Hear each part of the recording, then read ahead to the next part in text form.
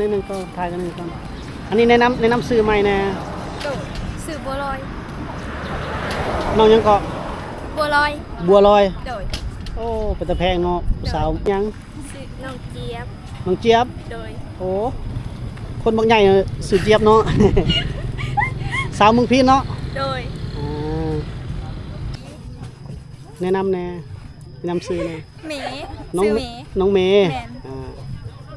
สาวเมืองพีนเป็นเนาะสาวบรรณาการหารโอ้จบงามเนาะสาวผู้ไทยคือกันเนาะแม่ผู้ไทยสบายดีพี่น้องสบายดี FC ทั้งภายในและต่างประเทศยินดีต้อนรับเข้าสู่ช่องบ่าวจอยเซโปนเซนเก่าเซนเคยพี่น้องอีพี่นี่บ่าวจอยเดินทางมาทางเมืองเซโปนเฮ้ยเมืองเซโปน เมืองพีนพี่น้องแขวงสวรรณเขตบรรณาการหารพี่น้องมาเก็บภาพบรรยากาศบุญพระเวทบุญบังไฟพี่น้องบรรณาการหารเมืองพีนเป็นชนเผ่าผู้ไทยกันพี่น้องบรรยากาศตอนประมาณ 10 โมง 11 โมงพี่น้องก็จะมีการมื้อนี้เนี่ยมันแห่พระเวทไปเชิญพระเวทเข้าเมืองพี่น้องเนาะมื้ออื่นมันจะมีการจูดบังไฟมื้ออื่นมื้อ2มื้อพี่น้องรวมเป็น3มื้อเนาะโอ้ถือว่าจัดหลายมื้อขนาดพี่น้องเนาะเดี๋ยวเฮาสิเก็บภาพบรรยากาศให้พี่น้องนะครับเบิ่งรับชมกันเลยพี่น้องเด้อเนี่ยเพิ่นกำลังเต็มโตออกไปเชิญพระเวทเข้ามาเมืองพี่น้องคนก็สิตกแล้วพี่น้องก็ครั้งแรกได้ที่เฮามาเนาะเพื่อบ่ได้เคยได้มาจักเทื่อบ้านน่ะเคยเข้ามาพี่น้องแต่ว่าเก็บงานบุญงานหยังเฮาบ่ได้เห็นจักเทื่อพี่น้องพอแล้วเฮาก็ฮู้ปีนี้เนาะแม่นฮักกะฮู้พุ่นมีตะพานพร้อมเด้อพี่น้องเอ้ยนี่รถเพิ่นสิเข้าไปในไปเชิญเอาพระเวท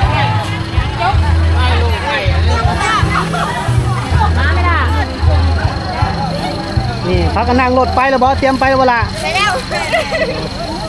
นั่งระวังเด้อจับไปดีเด้อมุตะพามก็มีเนาะตะพาม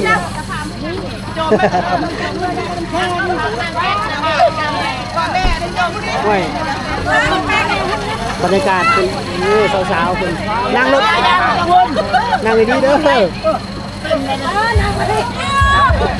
นั่งมาที่พอเดี๋ยวขึ้นได้พอขึ้นได้พ่อให้ไม่เอาลูกมีตาพามนี่นั่นพี่น้องไปเชิญพระเวทไม่ได้นะเชิญพระเวทเข้าเมืองพี่น้องเชิญพระเวทเข้าบ้านนั่งมาที่บ่ตาพามมันก็ช่างรู้เลยตาพามตกรถเด้อตาพามเด้อจับง่ายอยู่มันเด้อ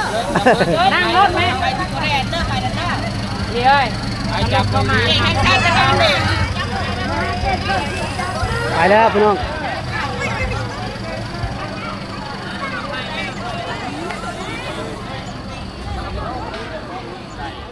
คนออกมาฟ้อนอยู่บนนี้นะได้เวลาแล้วบ่เดี๋ยวขอหน่อยนิดนึงก็ถ่ายกันหนึ่งก่อนอันนี้แนะนำซื้อใหม่แน่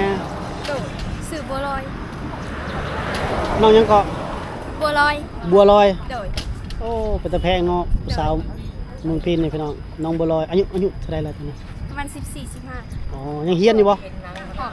อกแล้วโดยโอ้เสียดายซะเนาะออกเฮียนไว้เลยมื้อนี้มาเชิญพระเวทเข้าบ้านเข้าเมืองโดย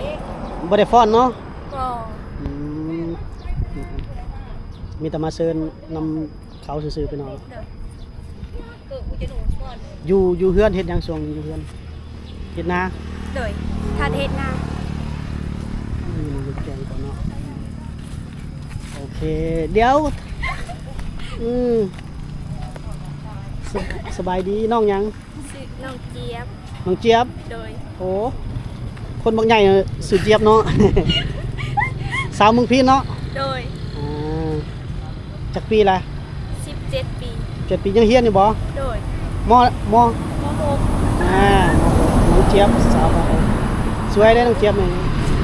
เดี๋ยวสิทาเบิ่งเพิ่นฟ้อนนี่พี่น้องหมู่ครูเพิ่นไปเฮาก็เข้าไปนำเขาแหละพี่น้องมาฟ้อนเชิญพระเวทเข้าเมืองบนนี้แหละพี่น้องเนาะหน้าอนุสาวรีย์ในจุดใจกลางของเมืองพีนพี่น้องบรรยากาศ มีทางตะพงตะพามมีหยังครบเบิดได้พี่น้องเลยเนาะก็ถือว่านั่นเยอะนี่ล้านๆน้องๆเพิ่นมาฟ้อนจักบทฟ้อนล่ะฟ้อนจักบทเดียวเนาะยังคนยังมาบ่หมดพี่น้องยังไปหับเอาใหม่นี่คือบรรยากาศอันนั้นนั่นจะเป็นโรงทานหน้า ชายจะคน บรรยากาศคนยังมาท่านได้มาหลายทางเจ้าเมืองเพิ่นน่ะก็ยังท่านได้มา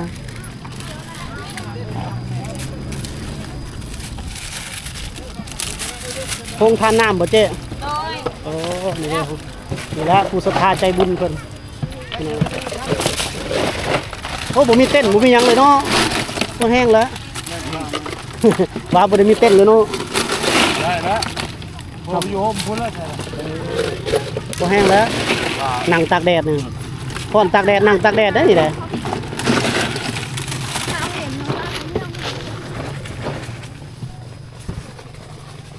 สบายดี สบายดี แนะนำแซื้อแน่ เมย์ น้อง ซื้อเมย์ น้องเมย์ แม่น สาวเมืองพีนพี่น้องสาวบ้านนาคาหารโอ้จบงามเนาะสาวผู้ไทยคือกันเด้เนาะ แม่นใช่ สวย น้องเมย์เนาะ แม่นโดย ยังเฮียนอยู่บ่ละ ออกแล้ว 6แล้วเนาะ โดย จักปีละ 15 15ปีน้องเมย์ไปไสแล้วบ่ได้โอลมโทรศัพท์บ่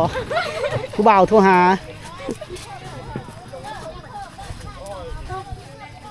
สบายดี สบายดีล่ะเพิ่นได้ซื้อได้สละ ซื้อแต้ว น้องยังเกาะ น้องแต้ว น้องแต้วน้องแต้วผู้ไทยทั้งเมืองพีนนี่จะเว้าอีแบบนี้ได้พี่น้องจักเอิ้นผู้ไทยก็เลิงบ่ผู้ไทยนี่ พี่ไทยกันเลยแม่น แม่นบ่ ทางเมืองพีนพี่น้องน้องแต้วอายุจักปีได้ล่ะ 15สำคัญ 15เฮียนอยู่บ่ บ่ ออกแล้วสวยพี่น้องเอาหน่อยฟ้อนบ่หรือว่ายืนซื่อ ยืนเป็นอันนั้น ๆเกินนั่งยังเกาะ น้องเพิ่น แห่พระเวทเข้าพี่น้องมาเชิญพระเวทเข้าเมืองเนาะ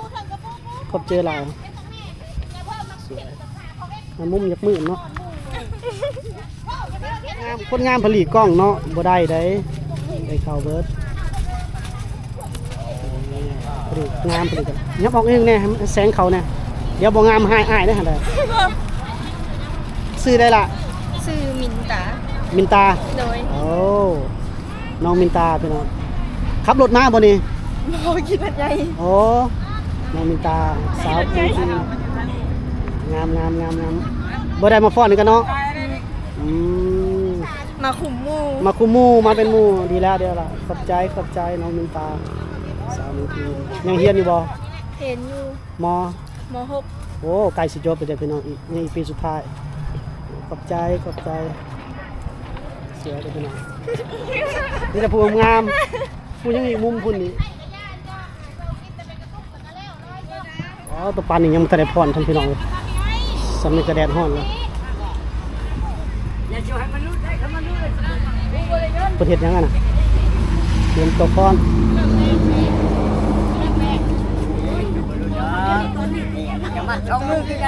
ไปเฮ็ดไป โอ้กันหากับสาลีเนาะ เพื่อนตำลิงมันนุ่ม นั่นกับภาพเนาะ ตะพาน ย่านร้านเจ็บ เอ้า คันมันบ่นุ่มแล้วมันเจ็บคันมัน เฮ็ดจำลองเบิ่งซื้อ กันหากับสาลีเนาะผู้หญิงกับผู้ชายได้กันหากับสาลีเนาะ ก็แม่นแหละ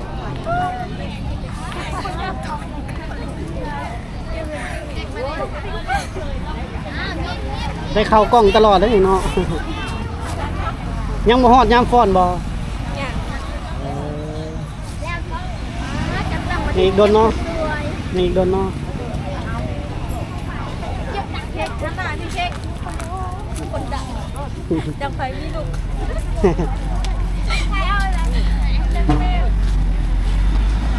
ยืนถ่าบ่นั่งบ่เมื่อยบ่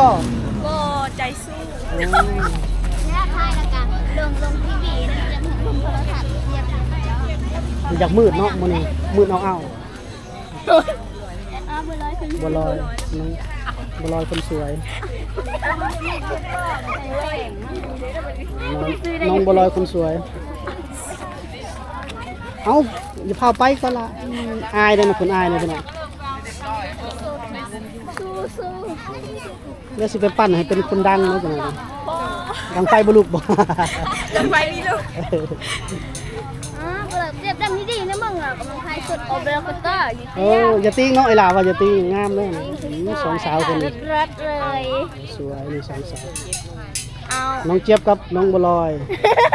แม่นบ่ เลย จะลงสื่อซะแล้ว เป็นคนดังที่ชีวิต จังแม่ ว่าใส่ยาว้าวเพื่อน เข้าใกล้ๆกันเนี่ยพอถ่ายรูปหน่อยเข้าใกล้กันหน่อยโอเค หน้าสวยมากเลย สองสาว เลิศมาก ขาเชียร์อยู่ไหนกันเนาะค่อยอีกช็อตหนึ่งค่อยอีกช็อตหนึ่ง 1 2 3เลิศ งาม ไอ้เลิศเอ็ดดิ้มหลักกำลังทายใส่ยา ปลายงาเพิ่นปลาจานเพิ่นพี่น้องก็ตอนนี้น่าจะบ่ายโมงกว่าแล้วพี่น้องเข้าบ่าย2แล้วบ่ายโมง30พี่น้องเพิ่นก็จะได้ ลูกนี่ที่มืออาถึงปึ๊บนี่ เตรียมฟ้อนพี่น้องบรรยากาศการจัดเตรียมงานกันอยู่พี่แหละพี่น้องมาเตรียมเดี๋ยวนี้เลยได้พี่น้องบ่ได้เตรียมไว้แต่ก่อนเด้เนาะ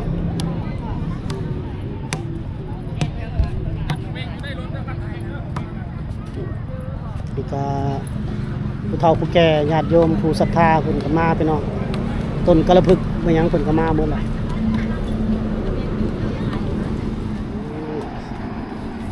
หามุมงามก่อนสบายดี สบายดีโดย น้องหยังก็ละ น้องหอม น้องหอมคือบ่ได้เว้าผู้ไทยเนาะคือบ่ เป็นคนผู้ไทยกันบ่ โดย อ๋อแต่บ่ได้เว้าผู้ไทยเนาะ แม่น เป็นมาอันนี้มาเบิ่งเขาฟ้อนเนาะเรียนอยู่ห้องมอได้ก็ละ ห้องมหนึ่งงอ มหนึ่งพี่น้องเป็นมหนึ่งเอาหามุมแสงมันให้งามพี่น้องโอ้เป็นตะแพงเลยพี่น้องน้องหอมน้องหอมเนาะ โดย อายุก็ประมาณ14-15 ปีนี่แหละพี่น้องเรียนอยู่ม .1 ยังอยู่ม .1 อยู่พี่น้องน้องน้อยเมืองพีนพี่น้องมื้อนี้บ่ได้มาฟ้อนพี่น้องมาเบิ่งหมู่เพราะว่าเขาเจ้าฟ้อนเพิ่นฟ้อนบ่งามแล้วว่ะเสียดายเนาะคนงามบ่ได้ฟ้อนแต่เฮาสิได้เก็บภาพบรรยากาศให้เบิ่งพี่น้องพักแล้วได้โรงเรียนเนาะ โดย พักแล้วพี่น้อง มเดินเก้านี่กับมสองแล้ว อ๋อได้ขึ้นม .2 ต่ออีกพี่น้องช่วงพักเรียนนี่ไปไส ไปเห็ดเวียก เฮ็ดเวียกเกี่ยวกับหยังล่ะ เห็ดเวียกแพ็กเกจซอยเวียก อ๋อแพ็คของ โดย โอ้หาอะไรได้พิเศษเนาะ โดย ช่วงพักปิดเทอมพี่น้องโอเคขอบใจหลายล่ะขอบใจหลาย บ๊ายบาย สวยเพื่อสิฮอดเพื่อสิได้ฟ้อนนี่พอแห้งเนาะ แม่น เป็นชั่วโมงเลยอยู่นี่พี่น้อง หน้าออกมาเลย ท่าไม้ท่าไม้ได้บ่ บอ โอ้ มาแล้ว น่าจะเอาแบบว่ามาจัดอยู่นี่ต่างหากเนาะ แม่น อันนี้เพิ่นมาจัดเดี๋ยวนี้เลยพี่น้องมีรถแห่มาข้างในมื้อได้บุญบังไฟซะบัดนี้ มือวันที่14 มื้อนี้12 มือ มื้อนี้บุญพระเวทมื้ออื่นมื้อฮื้อบุญบังไฟพี่น้องโอ้เพิ่นจัด3มื้อบ่ได้นี่เนาะ เอาฟ้อนใส่ทำไมบัดนี้ โอ้คักเด้อ๋อแล้วเอารถแห่แล้วแห่เข้าไปเนาะ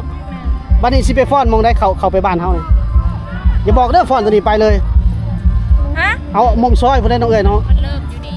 เริ่มพิธี ไปสิเหรอเมย์ เดี๋ยวเราเพิ่นจะมีรถแห่ไปต่างหาก โดย บ้านต้องเพื่อฮอดนัก ไปมิ้น หลายกิโลเติบ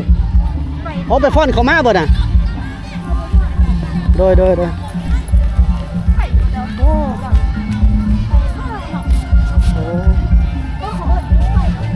กระซิบไปฟ้อนละมั้งคุณ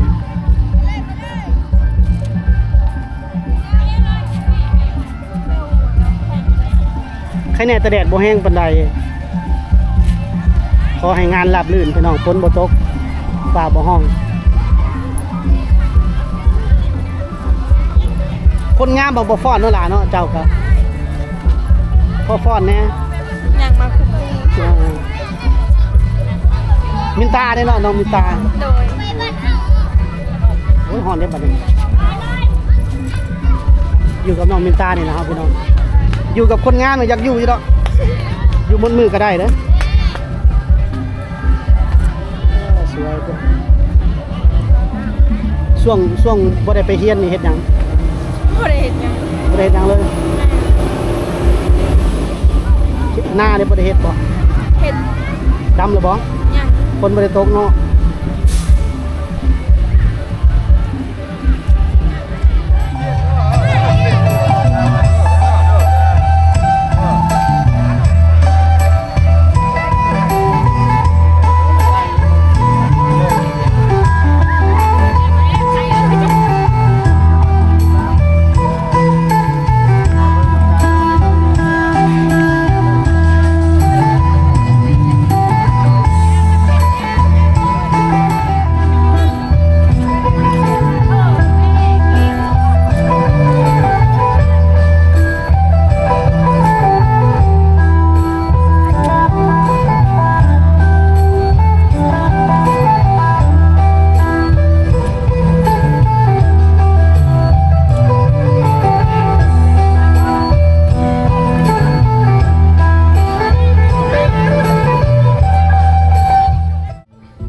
ตอนนี้จักโมงแล้วซะบ่ไทย 3 โมงปลายแล้ว ยังบ่ได้เข้าพิธีได้ไปหน่อย ยังบ่ได้เข้าพิธีอัญเชิญนั้นพระเวสสันดรเข้าเมืองเลยเนาะ 3 โมงปลายแล้ว บ้านเฮานี่ จุดบั้งไฟสิแล้วแล้ว จุดบังไฟสิแล้วแล้วอันนี้บ้านเพิ่นนะนี่ได้ไปหน่อย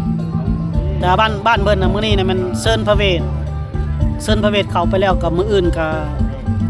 สวดเบิดมื้อ หมดมือ เบิดเว้นมื้อ 14จุดจุดบั้งไฟ 14มิถุนาจังจุดบังไฟ 4จุดบั้งไฟ15 ปอนด์บาท 15ปอนด์บาทโอ้หลายมื้อเลยเนาะเดี๋ยวพระเจ้าจะไปเก็บภาพตอนเพิ่นพักผ่อนก่อนพี่น้อง